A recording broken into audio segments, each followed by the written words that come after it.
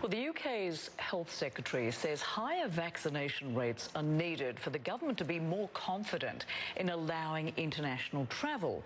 A 4-month-long travel ban was lifted just days ago to limited destinations, along with select areas rolling back COVID restrictions.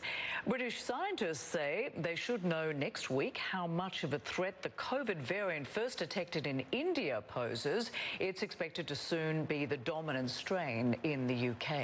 So CNN's Scott McLean joins me now live from London. Good to see you, Scott. And of course, the Indian variant is slowing a return to normal life in the UK, isn't it? So what do scientists know, and what's the government doing to protect people?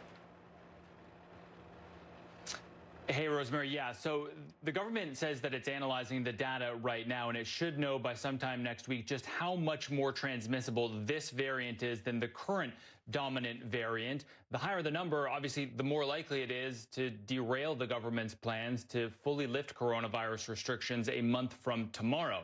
This variant is circulating faster than any other in the UK right now. The number of new confirmed cases has doubled, more than doubled, in each of the past 3 weeks. And remember, this is in a country where more than 70% of the adult population has gotten at least one dose of the vaccine.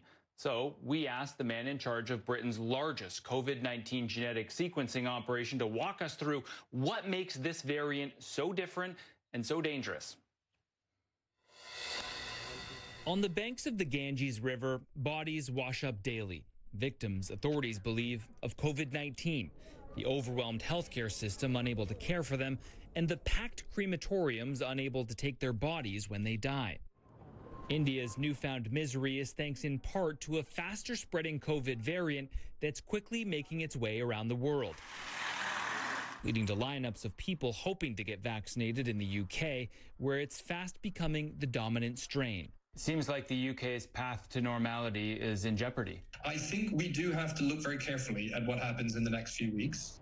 Dr. Jeff Barrett runs the industrial-scale COVID-19 genetic sequencing operation at the British Sanger Institute, which helped spot the fast-spreading UK variant B.1.1.7, but could not prevent the massive spike in cases that followed. Are you sensing a little bit of deja vu here? Yes, I have to admit that I didn't think I was going to see these kinds of curves happen again.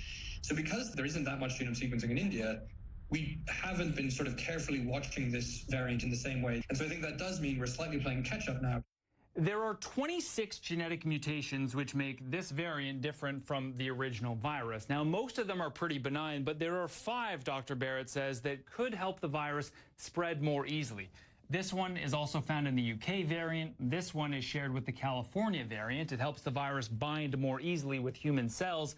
There are also 2 suspicious deletions of DNA parts, which may change the shape of the virus. And then there are these 2, which Dr. Barrett says scientists honestly don't know that much about.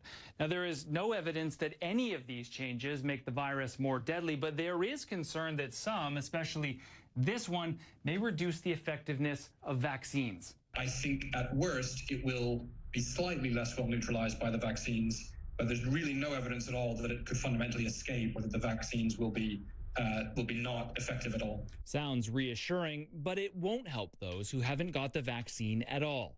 The British Health Secretary says in one community, most people hospitalized with the new variant declined to get the shot when they were offered it. And it underlines again the importance of getting the jab. Despite infections of the new variant doubling in just 1 week, restrictions on indoor gatherings were eased in England on Monday. But now the British Prime Minister is warning the final step towards normality may have to be delayed, depending on exactly how transmissible this variant turns out to be. If it's at the higher end, then we will certainly have to think about what extra measures we need to take to protect the public. Thank you, Prime Minister. First slide, please. So critics of the Prime Minister say that those extra measures should have been taken last month when the toughest entry restrictions were placed on travelers coming in from Pakistan and Bangladesh. It wasn't until 2 weeks later that Indians faced the same rules. Now, the government defending its decision based on the data at the time. It is also, though, Rosemary, acknowledging that the data at this time doesn't look good. All right, Scott McLean joining us live from London. Many thanks.